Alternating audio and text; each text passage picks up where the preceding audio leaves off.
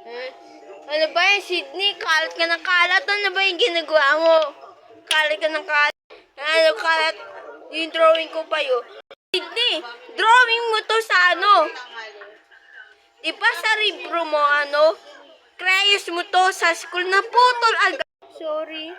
Honestly. Tumayo ka nga dito. Tumayo ka nga. Kanina. Bakit mo ginagamit ng crayons mo? Kanan na maan. Gusto ko ma-sleep.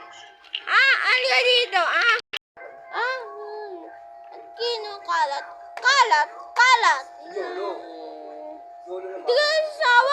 Sorry. Gusto na. Ayan. Ano?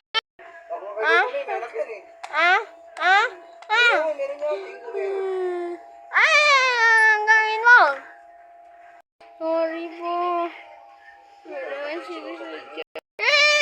Ano nangyari dito? Ano ginawa ko sa bata?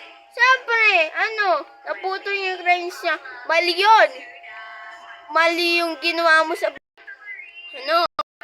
Siyempre, sa pa yung kinakampihan mo?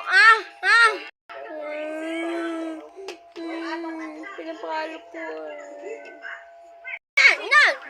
Diyan lang kayo kasama kayo dalawa.